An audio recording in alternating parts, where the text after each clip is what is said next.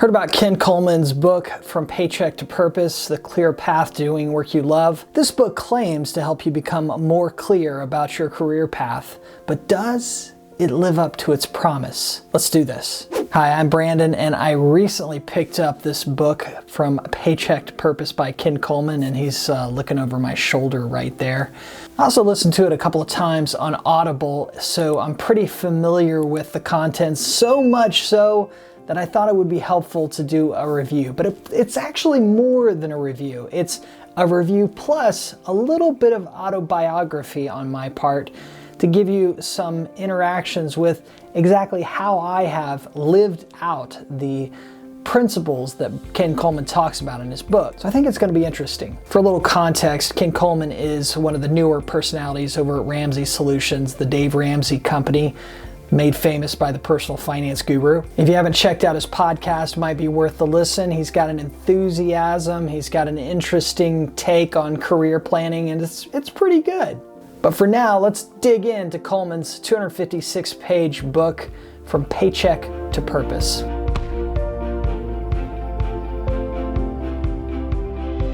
The first step on any career switch or career planning is to get clear on what you ought to do. That is to gain a definite picture of the thing that you're actually going after.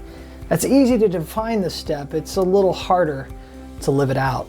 Coleman offers a three-part answer to the question on how you are to do what you were made to do. He says it's a combination of your talent, what you do best, your passion, the work you want to do most, and your mission, the results of the work that matter to you. And when you can find work that combines your talent, your passion, and your mission, you're going to find something that you really enjoy doing. When I was looking to switch careers a few years back, I had to get clear on what I was supposed to do because I knew it wasn't what I was doing at that point. So what I did is I took a paid career assessment, and it was very helpful. They rank certain positions that they think that you're going to be good at, and the top one, the one I was most matched with, was mathematician. Now, mathematician may sound interesting to you, and apologies to all the mathematicians out there, but it wasn't super interesting to me. So though I matched high, it wasn't something that I was really interested in. However, something I was interested in, and that was marketing, I also ranked pretty high on that career assessment. So it was good to have a quantitative measure and direction for what I was aiming to do. That wasn't the only thing I did to get some clarity on where I was going, but it was certainly a helpful step to gain that clarity. And it's a vital first step on Coleman's career plan.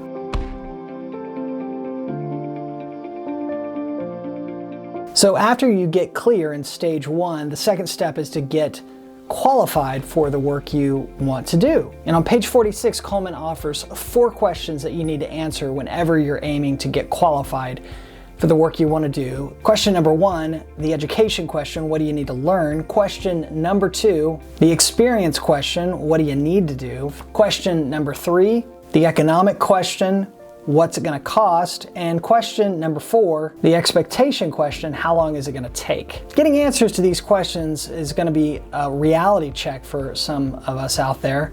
Like for instance, if you're 60 years old and you just really want to play quarterback in the NFL, it might be a reality check where that's not going to work out. However, that same 60-year-old who's interested in becoming a farmer, and then he actually has a chance, a shot at changing careers to do something that he was born to do, made to do. So whatever the dream is that you want to accomplish, you got to answer those 4 questions: education, experience, expectation, and the economics of the career switch. Returning back to my story, I knew I wanted to be a marketer, and specifically I was interested in becoming a copywriter. And I knew that after doing some research, I didn't actually need to get a degree in copywriting or marketing to become a copywriter, which was nice. But there was certainly some education that I was missing because I'd never taken marketing classes in college. So I bought some books, and those were cheap, relatively speaking. It wasn't like a college education expense. And I read a ton of online articles, listened to some MP3s, and after gaining that little bit of education, I eventually started volunteering to get some experience in the field because prior to that I didn't have a portfolio and it was something that I needed to do. According to this stage 2, get qualified for the work you want to do. And because I was getting educated and I know a little bit more about how to get into this field and break into this field, I felt pretty confident that I was on the right path.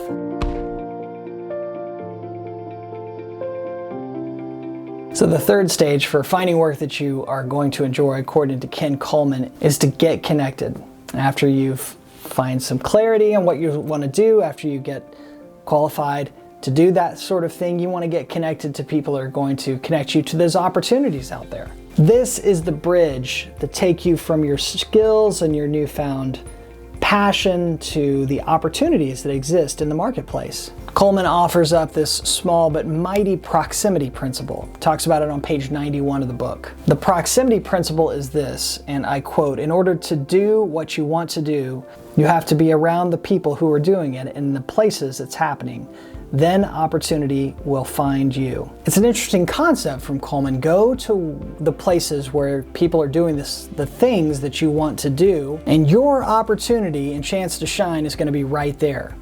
But does it work? Now, back in the day, I didn't have Coleman's book in hand to figure this stuff out, but I did use the proximity principle in that I had a lot of conversations, as many as I could find, with people that were doing the kind of thing that I wanted to do. I talked to writers in their field. I reached out to various and sundry people, including some minor heroes at the time when I was reading their books. And they were very generous with their time, both in conversations on the phone and also in email correspondence. Very helpful to get me on the path that I wanted to go on. And things started moving ahead.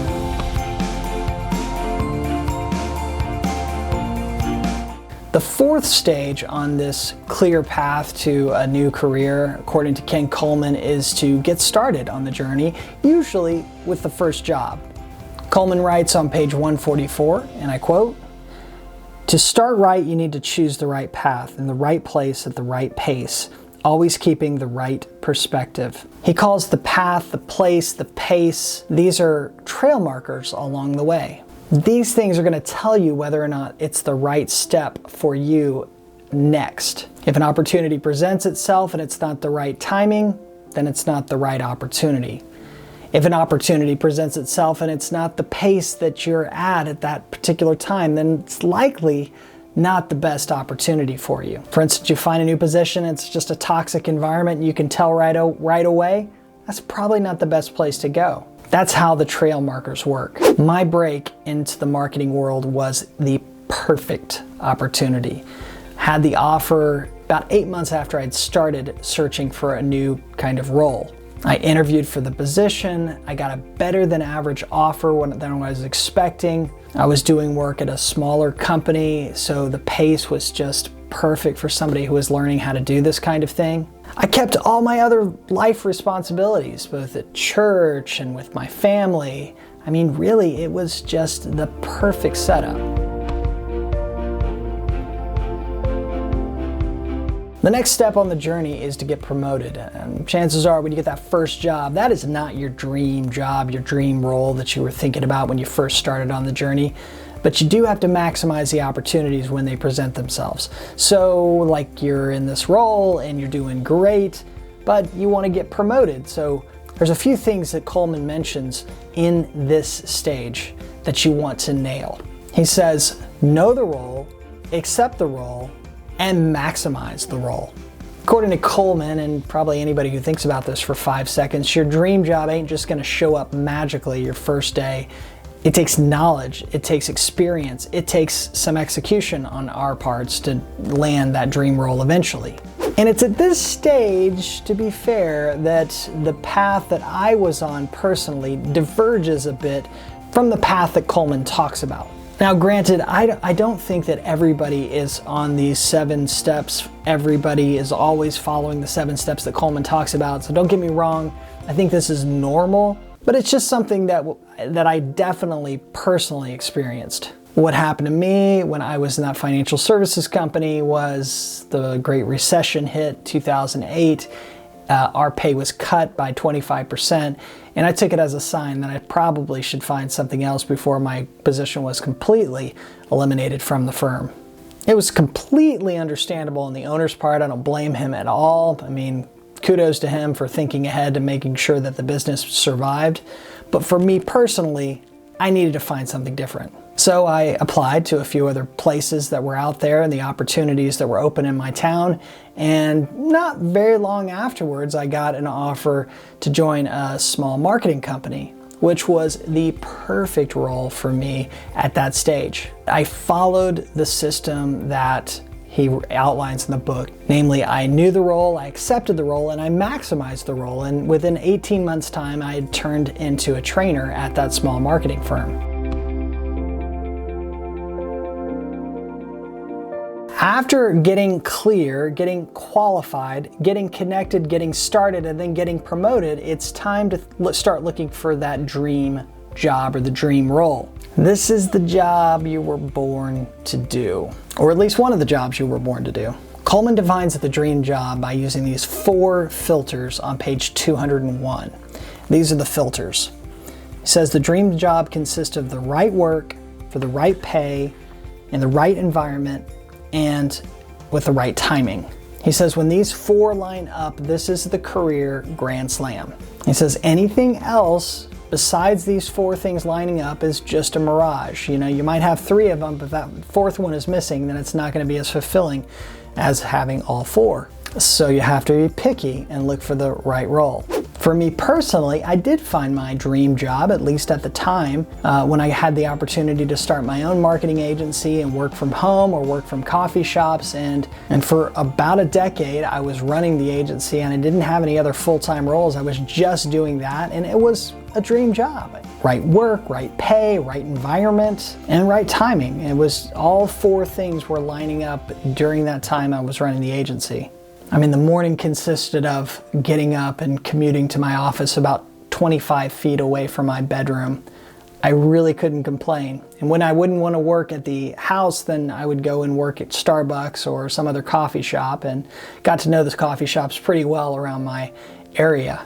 Not everything was perfect, and even in dream jobs, not everything's going to be perfect, but it was just about as perfect as it could be when I compare it to all the other opportunities I had before then. So I have lived 6 of the 7 stages that Coleman talks about, and it's worth the climb. By the way, guys, if you're getting any value from this, I would love it if you could smash the like button. You can also click it. That's going to help more people over in YouTube land find out about this video, so they too can find work that they enjoy and maybe pick up Coleman's book, but they don't even need to because they just watch the video. And anyway, like the video, let's move on.